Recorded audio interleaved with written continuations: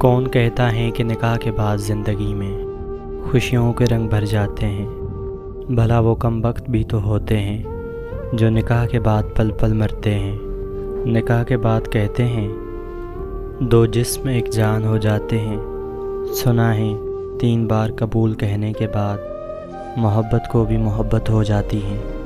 سنا ہے کلمہ پڑھ کر جب قبول کیا جاتا ہے ایک دوسرے کو تو پھر زندگی بھر کا سفر ہاتھ تھامے دور کسی خاموش جگہ پہ، اونچے پہاڑ، سرسبز ہریالی، دھند کا سایہ ہو، ٹھنڈ انتہا کی ہو، پھر رم جھم کرتی بارش، ہم سفر کا ہاتھ تھامے ہاتھ کی گرمی محسوس ہو رہی ہو، پھر ایک جملہ جو دل سے بیاں ہو، اے میری پاک محبت، خدا کو گواہ بنا کر اپنا بنایا ہے آپ کو، چاہے قیامت بھی آ جائے میرا ہاتھ کبھی نہ چھوڑنا، کبھی میرا ساتھ نہ چھوڑنا۔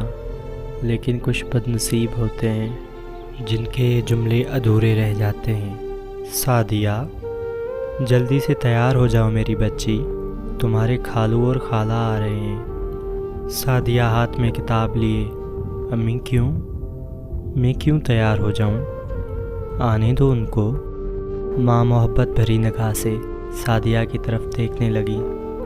میری بچی، وہ تمہارا رشتہ مانگنے آ رہے ہیں۔ سعدیہ بولی، امی مجھے ابھی شادی نہیں کرنی نا۔ ماں نے پیار سے سمجھایا، بیٹی ایک نہ ایک دن تو تمہیں اپنے گھر کا ہونا ہے نا۔ تمہاری خالہ کا بیٹا اچھا ہے، اپنا ہے، تمہارا خیال رکھے گا۔ سعدیہ خاموش ہو گئی۔ امی لیکن، ماں نے چپ کروا دیا۔ آصف ماں سے جھگڑا کر رہا تھا۔ امی میں نے سعدیہ سے شادی نہیں کرنی۔ ماں نے غصے سے کہا، تم چپ کرو، ہم جو کر رہے ہیں بہت اچھا کر رہے ہیں۔ آصف غصے سے چلا رہا تھا، امی میں مر بھی جاؤں تو بھی سعدیہ سے شادی نہیں کروں گا۔ ماں بھی غصے میں بولی، شادی تو تم کو کرنی پڑے گی۔ ماں سعدیہ کے گھر آئی، سعدیہ کو انگوٹھی پہنائی۔ سعدیہ خاموش تھی۔ آصف اور سعدیہ خالہ زاد تھے۔ سعدیہ تھی تو خوبصورت، لیکن آصف کو اچھی کہاں لگتی تھی۔ آصف کا بھلا سعدیہ کو اپنی ہمسفر بنانا چاہتا تھا، لیکن ماں کی ضد تھی۔ سعدیہ نے BSc کیا تھا، وہ آگے بھی پڑھنا چاہتی تھی، لیکن شادی کی جلدی تھی سب کو۔ سعدیہ خاموش رہی۔ آصف نے گھر میں تماشا لگائے رکھا تھا، میں زہر پی لوں گا لیکن سعدیہ سے شادی نہیں کروں گا۔ ماں بھی اپنی ضد پر قائم تھی، تم چاہے زہر پی لو لیکن شادی تمہاری سعدیہ سے ہی ہوگی۔ آصف چیخ چیخ کر کہہ رہا تھا، امی ایسا نہ کرو، لیکن ماں ایک نہیں سن رہی تھی۔ شادی کی تیاریاں ہونے لگی، گھر میں خوشی کا سماں تھا۔ سعدیہ خوش بھی تھی، اداس بھی۔ سعدیہ نے آصف کو فون کیا، آصف بتاؤ نا مہندی والی رات کون سا کلر پہنوں؟ آصف نے غصے سے کہا، سعدیہ مجھے فون نہ کرو، امی سے پوچھو یا اپنی مرضی کرو۔ لہجہ بہت کڑوا تھا۔ سعدیہ اداس سی ہو گئی، بھلا آصف ایسے کیوں بات کر رہا ہے؟ مہندی کی رات تھی۔ آصف نے سب کے سامنے ہاتھ جوڑے، ہم ایک ساتھ خوش نہیں رہیں گے، امی آپ ضد نہ کرو۔ ماں نے آصف کو اپنی قسم دی، تم کو میری قسم ہے، اگر تم نے سعدیہ سے نکاح نہ کیا تو میرا مرا ہوا منہ دیکھو گے؟ آصف خاموش ہو گیا۔ کچھ یوں ہوا، آصف کی بہن کی شادی سعدیہ کے بھائی کے ساتھ طے پائی تھی۔ دونوں کی شادی ایک ہی دن تھی۔ نہ چاہتے ہوئے آصف نے سعدیہ کو قبول کر لیا۔ پہلی رات تھی، سعدیہ دلہن بنی بیٹھی ہوئی تھی۔ آصف کمرے میں گیا، سعدیہ انتظار کر رہی تھی۔ آصف کوئی بات کرنے کے بجائے قالین پر لیٹ کر سو گیا۔ سعدیہ حیران تھی، آصف نے بات تک نہیں کی مجھ سے۔ وہ اداس ہو گئی تھی۔ دوسرے دن بھی آصف نے سعدیہ کی طرف نظر اٹھا کر بھی نہیں دیکھا۔ بھلا ایک عورت کے لیے اس سے بڑا اذیت بھرا لمحہ اور کیا ہو سکتا ہے؟ دن گزرنے لگے۔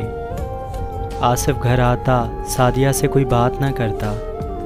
سعدیہ کھانا لے کر آئی۔ آصف نے کھانے کی پلیٹ دیوار کے ساتھ ماری اور چلا کر کہنے لگا، آج کے بعد میرے لیے کھانا نہ لے کر آنا۔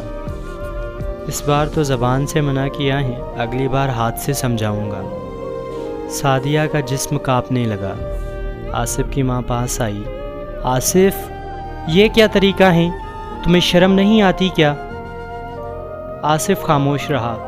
ماں، میرا منہ بند ہے، بند ہی رہنے دیں۔ سعدیہ نے پوچھا، خالہ، جب سے نکاح ہوا ہے آصف نے مجھ سے ایک بھی پیار بھری بات نہیں کی، میں نے کیا گناہ کیا ہے؟ ماں بولی، میری بچی تو پریشان نہ ہو، سدھر جائے گا۔ شادی کو 1 سال گزر گیا۔ ایک ساتھ رہتے ہوئے وہ دونوں ایک دوسرے کے لیے اجنبی تھے۔ سعدیہ ایک دن پاس گئی۔ آصف، میں نے کیا کیا ہے؟ کیوں ایسا کر رہے ہیں آپ؟ آصف غصے سے بولا، تم کو کتنی بار بھونک چکا ہوں، مجھ سے بات نہ کیا کر۔ سعدیہ روتے ہوئے بولی، آصف 1 سال گزر گیا ہے، یہ تلخی برداشت کرتے ہوئے نہیں ساتھ رکھنا چاہتے تو طلاق دے دو۔ آصف غصے سے بولا، طلاق بھی دے دیتا اگر بہن کے گھر کی پرواہ نہ ہوتی۔ سعدیہ کچھ کہنے لگی۔ آصف نے سعدیہ کے منہ پہ تھپڑ مارا۔ دفع ہو جا اب میرے سامنے سے۔ سعدیہ آنسو بہانے لگی، اپنی قسمت پر رونے لگی۔ یہ کیا ہو گیا میرے ساتھ؟ آصف چھوٹی چھوٹی بات پہ تماشا کرتا، جتنا اس سے ہو سکتا تھا۔ وہ سعدیہ کو ذلیل کرتا، مارتا پیٹتا، صرف اس لیے کہ ماں کو اذیت دے۔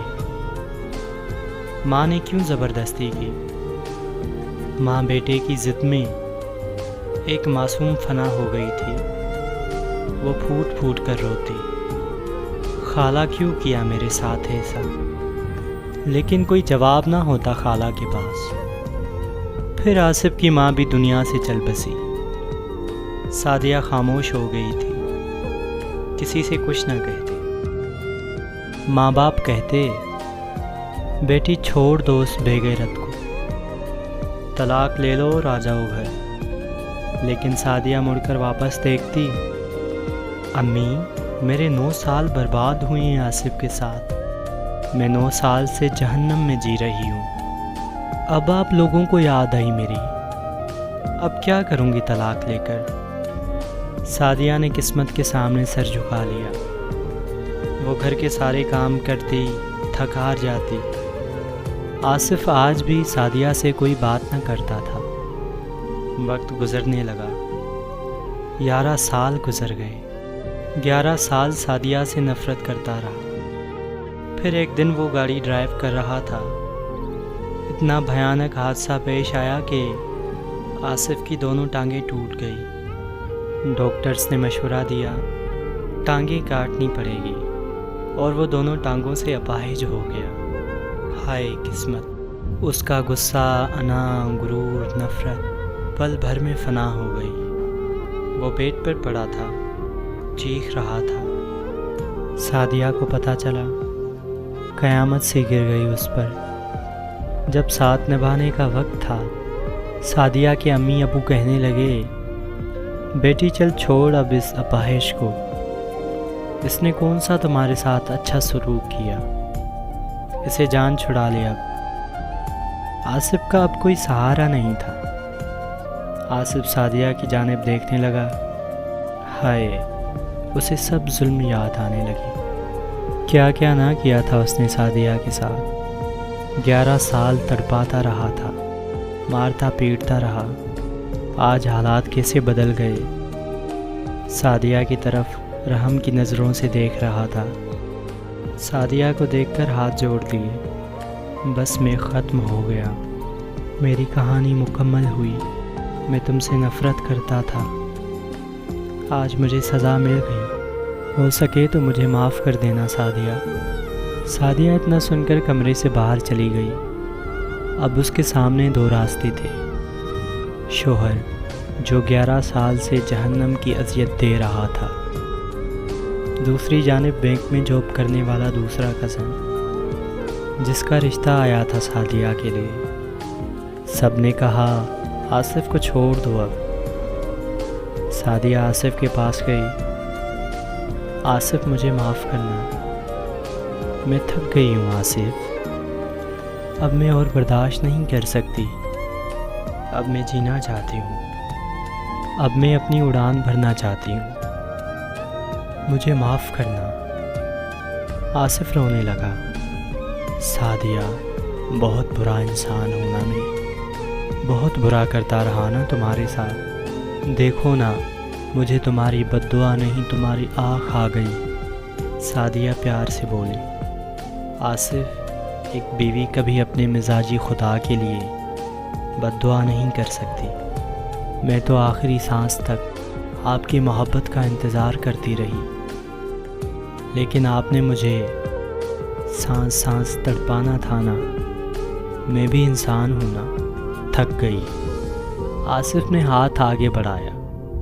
سعدیہ، کیا تمہارے ہاتھوں کو جاتے ہوئے چوم لوں؟ سعدیہ رونے لگی۔ آصف 11 سال میں خاک ہوئی، اور آج آصف نے سعدیہ کا ہاتھ تھاما، چوم کر آنکھوں سے لگایا۔ سعدیہ، میں نے بہت اچھی ہم سفر کو کھو دیا، کاش میں نفرت چھوڑ کر محبت کو سجدہ کر لیتا۔ آصف رو رہا تھا۔ سب کمرے میں آئے۔ سعدیہ چلو، سامان پیک ہو گیا۔ سعدیہ آصف سے ہاتھ چھڑا کر چلی گئی۔ آصف چیخ چیخ کر رو رہا تھا، سعدیہ معاف کر دو، لیکن وہ اب آگے بڑھ چکی تھی۔ سعدیہ کا نکاح اس کے دوسرے کزن سے ہو رہا تھا۔ آصف شہنائی کی آواز سن کر رو رہا تھا۔ ماں کی تصاویر سامنے پڑی تھی، آنکھوں میں آنسو تھے۔ غلط فیصلے نے 2 زندگیاں تباہ کر لی۔ علی عباسی کو سننے والا مرد، سن ذرا، اپنی انا، نفرت اور تکبر کو قابو میں رکھ، کب کہاں کیا ہو جائے خدا جانے۔ اپنی ہم سفر سے جھگڑا نہ کیا کرو، اسے سینے سے لگا رکھا کرو، نفرت بڑھا دو، محبت سے ہاتھ تھام لو۔